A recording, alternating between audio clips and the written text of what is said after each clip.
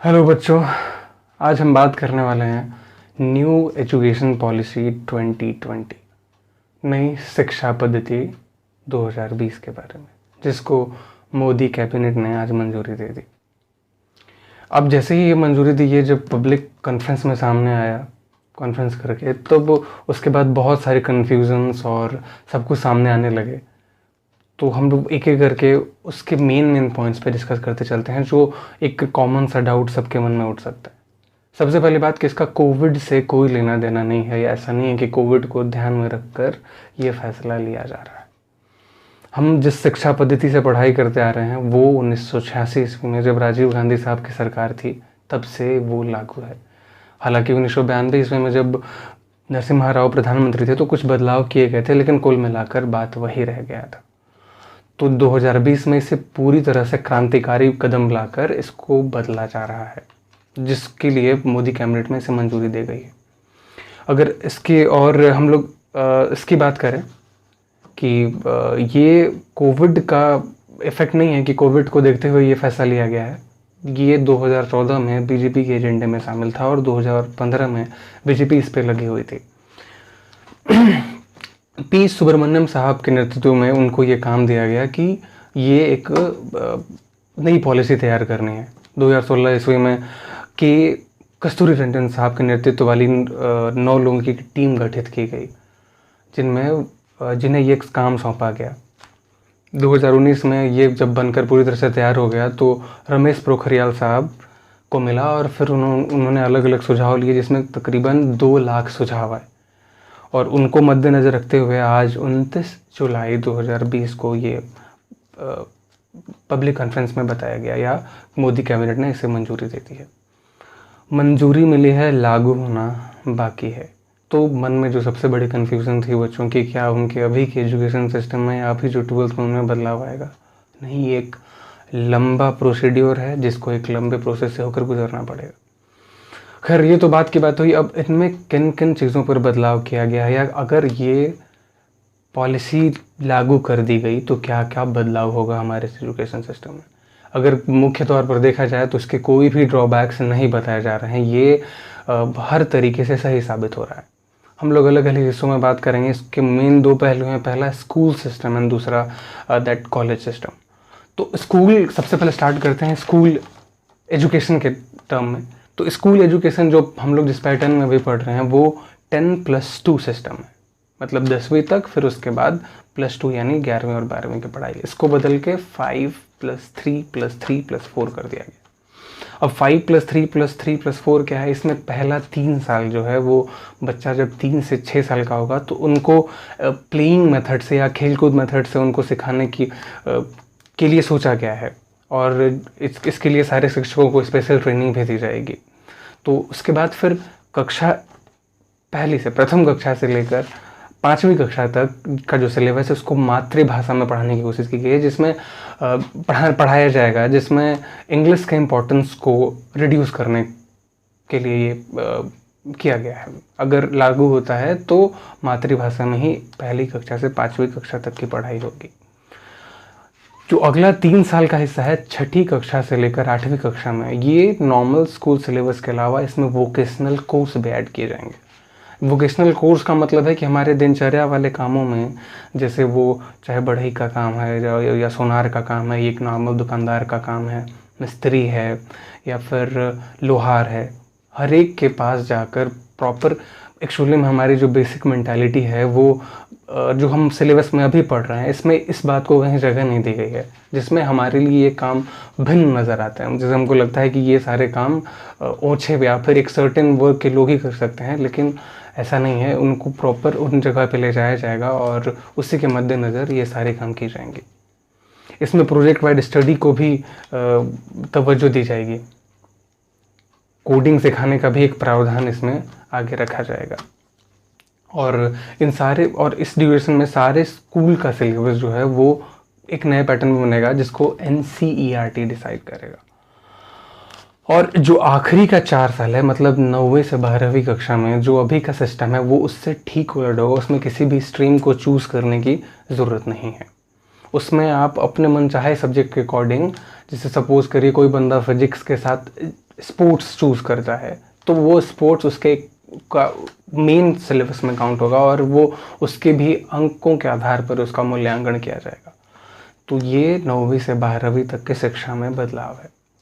अब इसके बाद 12वीं से या हायर एजुकेशन के लिए जब होगा, उसके लिए एक कॉमन एंट्रेंस टेस्ट के लिए का भी एक प्रावधान लाया जाएगा, जो कि नेशनल असेसमेंट सेंटर गवर्न करेगा।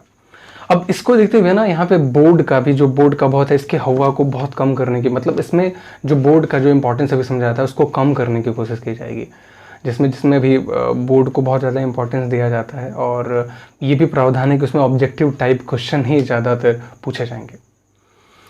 दूसरा एक पहलू है कि बच्चों के रिपोर्ट कार्ड में भी एक बदलाव दिखेगा। वो रिपोर्ट कार्ड ऐसे हुआ कि जो अभी हमको देखने को मिलता है कि एक तरफ सब्जेक्ट्स लिखा हुआ रहता है, दूसरी तरफ उसका मार्क्स ऑप्शन लिखा हुआ रहता है, लेकिन नए रिपोर्ट कार्ड में को 3 हिस्सों में बांटा गया है। पहला जो वो टीचर के हाथ में है, या जो टीचर मार्क्स वो असेस करेगा उसमें, और दूसरा क्या है कि जिसमें बच्चा स्व मूल्यांकन करेगा, वो खुद से मेजर कर सकता है, और तीसरा है उसके मित्र या उसके फ्रेंड्स जो क्लास में मौजूद हैं उनके आधार पे वो रिपोर्ट कार्ड तैयार किया जाएगा। तो ये जितने भी बदलाव किए हैं +2 में, ये बहुत ही क्रांतिकारी बदलाव होगा अगर ये लागू किया जाता है तो। लेकिन हमारा जो अभी स्कूली शिक्षा है वो बहुत ही निम्न स्तर पर है। अगर देखा जाए तो सरकारी विद्यालयों का सिचुएशन क्या है वो किसी से छुपा हुआ नहीं है। तो इन चीज़ों पर भी ध्यान दिया जाएगा। अब कहा गया कि टोटल जीडीपी का अभी 4.33% जो है वो एजुकेशन पे किया जाता है, लेकिन इसको बढ़ाकर 6% तक किया जा सकता है। बहरहाल जो दूसरा बदलाव है वो जो हायर एजुकेशन में किया गया कॉलेज में, वो सबसे पहला है मल्टीपल एंट्रेंस एंड एग्जिट। ये बहुत ही क्रांतिकारी बदलाव है। इसमें क्या है कि अगर कोई बच्चा बीटेक परस्यू करता है और 1 साल के बाद उसको ऐसा लगता है या कि वो नहीं करना चाहता है, तो वो छोड़ सकता है, उसका वो 1 साल बर्बाद नहीं होगा। अगर 1 साल बाद वो छोड़ना चाहता है तो उसके लिए उसको सर्टिफिकेट दिया जाएगा। उसको क्रेडिट ट्रांसफ़र के नाम से इस न्यू पॉलिसी में जगह दी गई है। अगर कोई बच्चा 2 साल पढ़ के करता है तो उसको डिप्लोमा दिया जाएगा, अगर 3 साल पढ़ के छोड़ता है तो उसको डिग्री दिया जाएगा। उसके बिना पे उसका वो साल बर्बाद नहीं होगा, वो उसी के अकॉर्डिंग आगे जो दूसरा सब्जेक्ट करना चाहता है वो आगे करेगा। अभी फिलहाल जैसे हमारे ग्रेजुएशन में क्या पैटर्न होता है कि 3 साल का हमको हम लोग का पैटर्न है कि 3 साल का ग्रेजुएशन होता है। बट अभी क्या है कि जो जॉब के पर्पज से पढ़ रहे हैं उनको 3 साल का ग्रेजुएशन करना है और उनको डिग्री मिल जाएगा। बट जिनको रिसर्च में जाना है उनके लिए 4 साल का ग्रेजुएशन है और उसके बाद 1 साल का मास्टर्स है। और उसके बाद फिर अगर पीएचडी करना चाहता है तो इसमें एमफिल करने की ज़रूरत नहीं है, वो 4 साल का पीएचडी है। ये पीएचडी करने जिसमें से एमफिल को हटा दिया गया है। अब दूसरा इसका है मल्टीपल डिसिप्लिनरी एजुकेशन। इसमें क्या है कि आपको जैसे अभी अगर हम फिजिक्स ऑनर्स कर रहे हैं तो हमको इधर केमिस्ट्री या बायोलॉजी चूज़ करना पड़ेगा, या फिर यू कैन चूज़ बायोलॉजी या फिर मैथ्स चूज़ करना पड़ेगा। बट ऐसा नहीं है। मल्टीपल डिसिप्लिनरी एजुकेशन के अकॉर्डिंग आप अगर फिजिक्स लेते हो तो फिजिक्स के साथ आप म्यूज़िक रख सकते हो, फिजिक्स के साथ आप स्पोर्ट्स रख सकते हो, या कोई दूसरी भाषा रख सकते हो। जो बैरियर है, जो हमारा माइंडसेट है आर्ट्स और साइंस को लेके, इसको कम करने की यहाँ पे कोशिश की गई है। हालांकि इसमें एक ऑप्शन है जिसमें मेजर सब्जेक्ट और माइनर सब्जेक्ट को भी तवज्जो देना पड़ेगा। जैसे कि अगर आप फिजिक्स ऑनर्स ले रहे हो तो आपका मेजर सब्जेक्ट फिजिक्स होगा और माइनर सब्जेक्ट इट में भी म्यूज़िक और या इट में भी स्पोर्ट्स या फिर लिटरेचर, आप जो करना चाहते हो।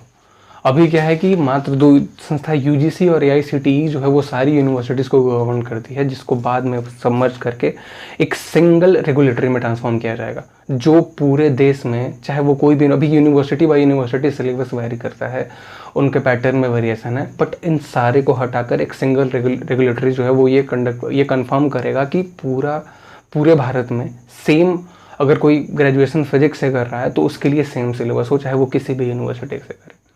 और जिसमें फीस भी वो पूरी तरह से निर्धारित किया जाएगा, वो सिंगल रेगुलेटरी सिस्टम ही डिसाइड करेगा कि सर्टेन फिक्स किसी भी इंस्टीट्यूशन का या किसी भी यूनिवर्सिटी का कितना होना चाहिए। तो कुल मिलाकर कोई भी डरने की बात नहीं है और इसका किसी भी प्रेजेंट सिचुएशन से कोई लेना देना नहीं है, या अभी कुछ बदलाव नहीं किए जाएंगे। किसी बच्चे का ये भी सवाल था कि क्या इसका कोई या वैल्यू कम हो जाएगा, लाइक कि क्या जो बच्चे बाद में हमारा, तो बिल्कुल ऐसा नहीं है। क्योंकि अगर सपोज़ करो कि हम जिस सिस्टम में पढ़ते आ रहे हैं, हमारे जो टीचर्स हैं वो सेम उस पैटर्न से हैं जो हमारे पैटर्न में एजुकेशन नहीं किया हुआ है। बट ज्ञान की एक बात है कि वो कभी भी बदलने वाला नहीं है। तो पैटर्न बाय पैटर्न चीज़ें बदलते जाएंगी और लोग उसी में ढलते चले जाएंगे। अगर ये क्रांतिकारी बदलाव आता है तो ये हर तरीके से बढ़िया है, क्योंकि फिर इसको ग्रास रूट लेवल पे काम करना पड़ेगा। जो हमारा सिस्टम है अभी एजुकेशन का, वो बहुत चरमराया ऐसा है। जो गवर्नमेंट स्कूल का सिचुएशन है वो किसी से छुपा हुआ नहीं है। तो अगर ये आता है तो ये सिस्टम सिर्फ न कि सिर्फ पढ़ाई में, बल्कि बहुत सारी चीज़ें जो हैं वो सुधर जाएंगी। तो अभी फ़िलहाल तो ये कागज़ में ही है। तो अभी तो सिर्फ मोदी कैबिनेट से इसको मंजूरी मिली है, लेकिन ये अभी लागू नहीं किया गया है। आने वाले सालों में शायद 2035 तक ये पूरी तरह से बदलने की कोशिश की जाएगी। तो अभी फ़िलहाल बस बोर्ड्स पे ध्यान दो, और जैसा पढ़ाई है वो सिस्टम उसके अकॉर्डिंग पढ़ना ही पड़ेगा। अभी कोई दूसरा उपाय नहीं है तुम लोगों के पास। तो चलो, ऑल द बेस्ट। और कुछ नया चेंजेस नहीं है, बस जो सिलेबस रिड्यूस किया गया था वो सिलेबस तुमको मालूम है कैसे रिड्यूस हुआ है और वो क्या है तुम जानते हो, और उसके अकॉर्डिंग पढ़ाई जारी रखो। और आई थिंक सितंबर से तुम्हारा स्कूल्स भी खुल जाए, और ख़ास करके 9वीं 10वीं 11वीं और 12वीं के बच्चे ध्यान देंगे, क्योंकि इस सर्टेन टाइम में उनके लिए ये बहुत क्रूशियल स्टेज है। सो इन पे ज़्यादा सोचने की ज़रूरत नहीं है कि अभी तुम्हारे किसी काम का नहीं है। जब ये लागू होगा तो वो भी एक ग्रेजुअल चेंज होता है। आई थिंक कि अचानक से कुछ बदलाव नहीं होता। अगर बदलाव करना है तो वो शुरू से होगा 2030 तक समथिंग, या कुछ एक सर्टेन स्ट्रैटेजी है जिसके अकॉर्डिंग ये आगे काम करेगा 2035 तक, मतलब 15 साल के नेक्स्ट पैटर्न में। वो 15 साल क्यों है कि 5 + 3 + 3 + 4, 5 दिन 8 दिन 11 और 4 15। तो इस पैटर्न में 2035 तक मैक्सिमम इनको अटेम्प्ट लेने की कोशिश करना है, वो करेंगे अगर लागू हुआ तो। और अभी तो इसको मंजूरी मिल चुकी है। सो कुछ भी बदलाव नहीं है अभी तुम्हारे एजुकेशन में, तो इस पर ज़्यादा टाइम देने की ज़रूरत नहीं है। बस अपने पढ़ाई पर ध्यान दो और लगे रहो, बस एग्ज़ाम के लिए प्रिपेयर करते रहो।